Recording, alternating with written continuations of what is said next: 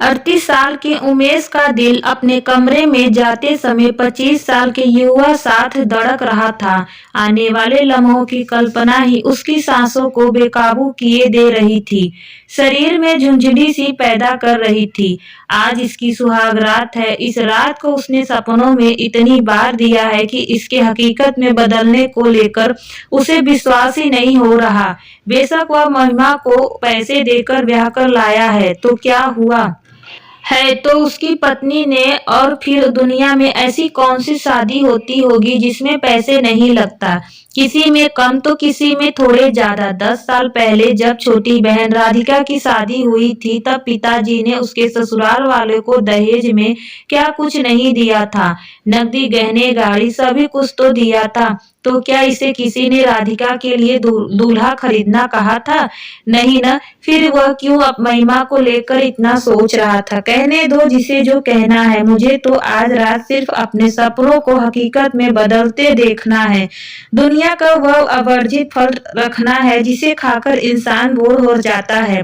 मन में फूटते हुए लड्डू का स्वाद उमेश ने सुहागरात के लिए सजे हुए अपने कमरे में प्रवेश किया। अब तक उसने जो फिल्म और टीवी सीरियल्स में देखा था, उसके ठीक विपरीत महिमा बड़े आराम से सुहाग सेज पर बैठी थी।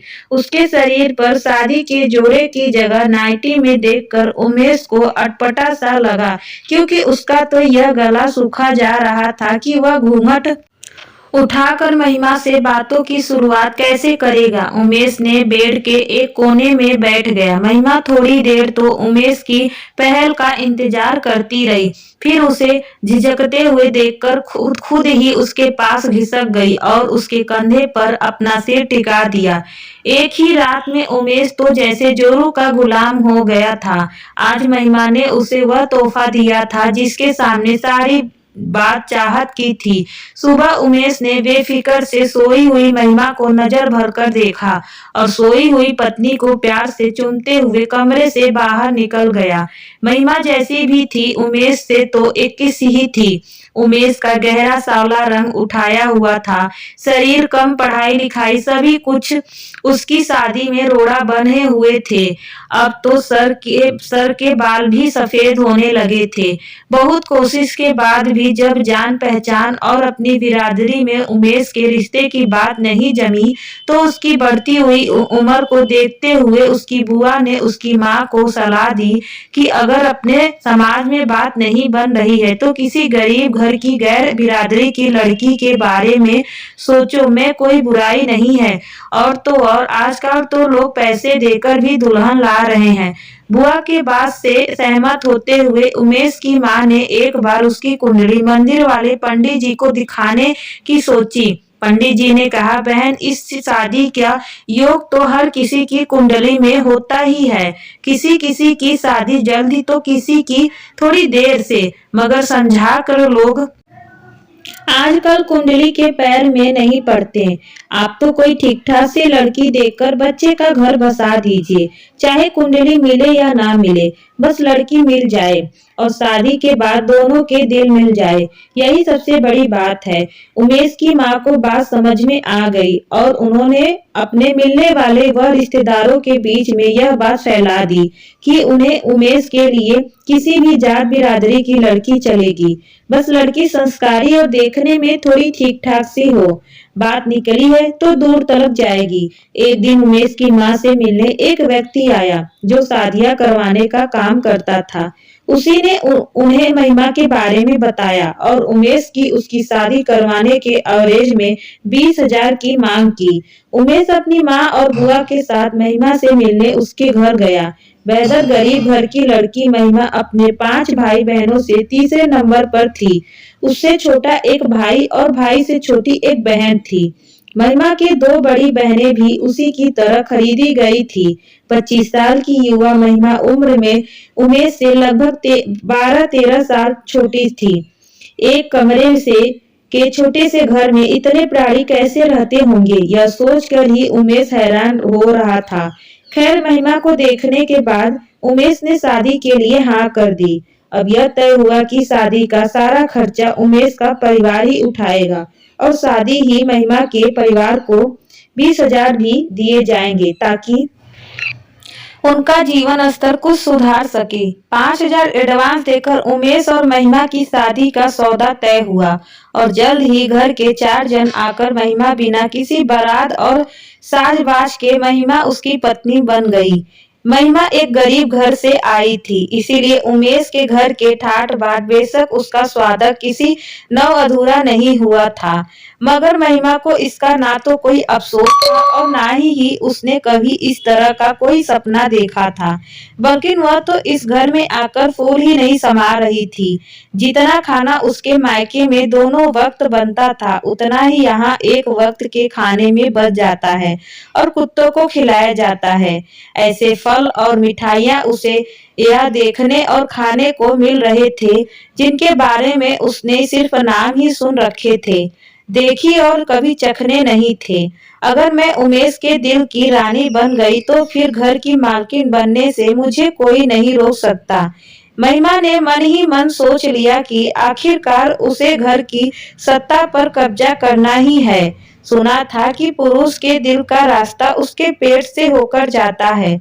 नहीं, पेट से होकर नहीं, बल्कि शरीर के भूख की आनंदमयी संतुष्टि से होकर जाता है। यदि मैं उमेश की भूख को संतुष्ट रखूंगी तो वह निश्चित थी मेरे आगे पीछे घूमेगा और फिर तू मेरा राजा मैं तेरी रानी, घर की महारानी। यह सोच सोच कर महिमा खुद ही अपने दिमाग की डांट देने लगी। अपने इस प्लान के मुताबिक महिमा रोज दिन में 2 बार उमेश को आई लव यू स्वीट का मैसेज भेजने लगी। लंच टाइम में उसे फोन करके याद दिला दी कि खाना टाइम पर खाना खा लेना। वह शाम को उमेश को उसके इंतजार में खड़ी मिलती। रात के खाने में भी वह उमेश को गर्मा गर्म फूले हुए रोटी हाथ से बनाकर खिलाती थी, चाहे उसे घर आने में कितनी देर क्यों न हो जाए, और खुद भी उसके साथ ही खाती थी। यानी हर तरह से उमेश को यह महसूस करवाती थी कि वह उसकी जिंदगी में सबसे विशेष व्यक्ति है और हर रात वह उमेश को अपने क्रियाकलापों से खुश करने की पूरी कोशिश करती है। उसने कभी भी उमेश को मन नहीं किया, बल्कि वह तो उसे प्यार करने को प्रोत्साहित करती थी। उम्र में छोटी होने के कारण उमेश उसे बच्ची ही समझता था और उसकी हर नादानी को नजरअंदाज कर देता था। कहने को तो उमेश अपने माँ बाप का इकलौता बेटा था, मगर कम पढ़े लिखे होने और अति साधारण शुक्ला के कारण अक्सर लोग उसे कोई खास तजर्बे नहीं दिया करते थे। वहीं उसकी शादी भी नहीं हो रही थी। उमेश हीन भावना का शिकार होने लगा था, मगर महिमा ने उसे यह एहसास दिलाने में कोई कसर नहीं छोड़ी कि वह कितना कवि और खास इंसान है। बल्कि वह तो कहती थी कि उमेश ही उसकी सारी दुनिया है। एक दिन महिमा की माँ का फोन आया, वह उससे मिलना चाह रही थी। रात में महिमा ने उमेश के साइड के बटन खोलते हुए धीरे से कहा, मुझे कुछ रुपए चाहिए, माँ मिलने के लिए बुलाया है, पहली बार जा रही हूँ। अब इतने बड़े बिजनेसमैन की पत्नी हूँ, खाली हाथ तो नहीं जा सकती ना, तो माँ से ले लो ना। उमेश को उसने पास खींचते हुए कहा, माँ से क्यों, मैं तो अपने हीरो से लूंगी, वह भी हक से कहते हुए। महिमा ने उमेश के सीने पर अपना सिर टिका दिया। कितनी चाहिए, अभी यह रख लो, और चाहिए तो कल दे दूंगा। उमेश ने निहाल होते हुए उसे 15,000 अभी दिए और फिर महिमा को बाहों में करते हुए लाइट बंद कर दी। महिमा 20 दिनों के लिए मायके गई थी, मगर 10 दिनों के बाद ही उमेश को उसकी याद सताने लगी। महिमा की शहर भरी बातें और मस्ती भरी उसे रात भर सोने नहीं देती। उसने अगले ही दिन महिमा का तत्काल टिकट बनवाकर आने के लिए कह दिया। महिमा भी जैसे आने के लिए तैयार बैठी थी। उसके वापस आने के बाद उमेश की दीवानगी उसके लिए और भी बढ़ गई। अब महिमा हर महीने उमेश से 5-10 हजार लेकर अपने मायके भेजने लगी। महिमा ने उमेश से उसका एटीएम कार्ड नंबर ले लिया, जिसकी मदद से वह अपनी बहनों और भाई के लिए कपड़े और घरेलू सामान आज भी ऑनलाइन ऑर्डर करके भेज देती। महिमा का प्यार का नशा उमेश के सिर पर चढ़कर बोलने लगा था, सैया भाई को तवाल तो अब डर काहे।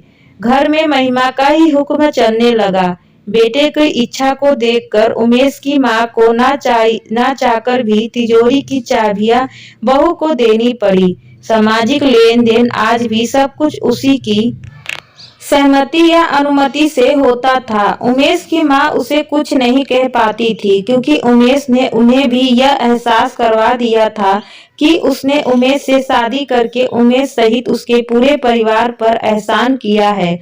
सुनिए ना, मेरी बड़ी इच्छा है कि मेरा नाम हर जगह आपका नाम के साथ जुड़ा हो।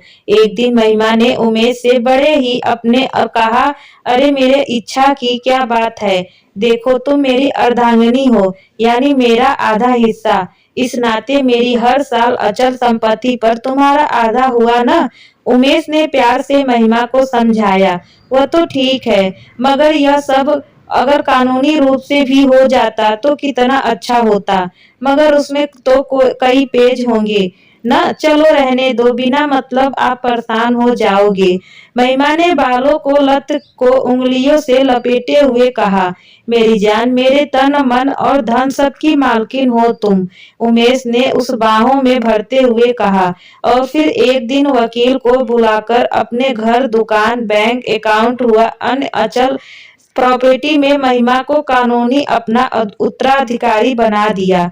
इधर एक बच्चे की मां बनकर जहां महिमा ने उमेश के खानदान को वारिस देकर सदा के लिए उसे अपना कर्जदार बना दिया, वहीं मां बनने के बाद महिमा के रूप और शरीर में आए निखार में उमेश के रातों को नींद उड़ा दी। उमेश को अब अपनी धरती उम्र का एहसास होने लगा था। वह यह महसूस करने लगा था कि वह अब उसमें पहले वाली ऊर्जा नहीं रही और वह महिमा की शारीरिक जरूरतों से पहले की तरह पूरी नहीं कर पाता। अपने इस गिल्ट को दूर करने के लिए वह महिमा की हर भौतिक जरूरत पूरी करने की कोशिश में लगा रहता।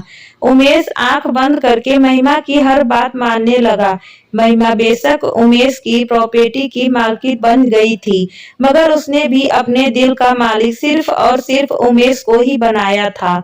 वह यह बात कभी नहीं भूल सकी थी। उसे खरीदी हुई दुल्हन कहकर लोग उसे देखते थे, तब यही उमेश कैसे उसकी ढाल बनकर सामने खड़ा हो जाता था और उसे दुनिया की चुंगती हुई निगाहों से बचाकर अपने दिल में छुपा लेता था। उसकी सास ने उसे कभी अपने खानदान की बहू जैसा सम्मान नहीं दिया था, मगर फिर भी अपनी स्थिति से आज वह बहुत खुश थी। उसने बहुत ही योजना अनुसार अपने परिवार को गरीबों के दलदल से बाहर निकाल लिया था। महिमा ने मोमबत्ती की तरह खुद को जलाकर अपने पूरे परिवार को रोशन कर दिया था। महिमा ने दुकान के काम में मदद के लिए अपने भाई को अपने पास बुला लिया। इसी बीच उमेश की मां चल बसी, तो अपने अकेलेपन को दूर करने के लिए महिमा ने अपने माँ, पापा और छोटी बहन को भी अपने पास ही बुला लिया। एक दिन वही दलाल उमेश के घर आया जिसने महिमा से उसकी शादी करवाई थी। छोटी बहन को देखते ही उसकी माँ से बोला, क्या कीमत लगाओगी? लड़की की किसी को जरूरत हो तो बताना पड़ेगा, न मेरी बहन किसी की खरीदी हुई दुल्हन नहीं बनेगी। महिमा ने गुस्से से कहा। तब दलाल ने कहा कि खरीदी हुई दुल्हन की आज इतने पर निकल आए, अपनी शादी का किस्सा भूल गई क्या? दलाल ने महिमा पर ताना करते हुए मुंह बनाया। मेरी बात और थी, मैं तो बिना सहारे की बैल थी जिसे किसी न किसी पेड़ से निपटना ही था, मगर मेरी बहन के साथ ऐसा नहीं है। देर से आए दुरुस्त आए। कुदरत ने उसे उमेश के रूप में सिर पर छत दे दी है और पांव के नीचे जमीन भी दे दी। अभी मैं जिंदा हूँ और अपनी बहन की शादी कैसे करनी है यह हम खुद तय कर लेंगे। आप जा सकते हैं, लेकिन हाँ, उमेश को मेरी जिंदगी में लाने के लिए मैं सदा आपकी कर्जदार रहूंगी। धन्यवाद। महिमा ने दलाल से हाथ जोड़ते हुए आभार जताया। वहीं पीछे खड़ा उमेश मुस्कुरा रहा था। आज उसके दिल में महिमा के लिए प्यार के साथ साथ इज्जत भी बढ़ गई थी।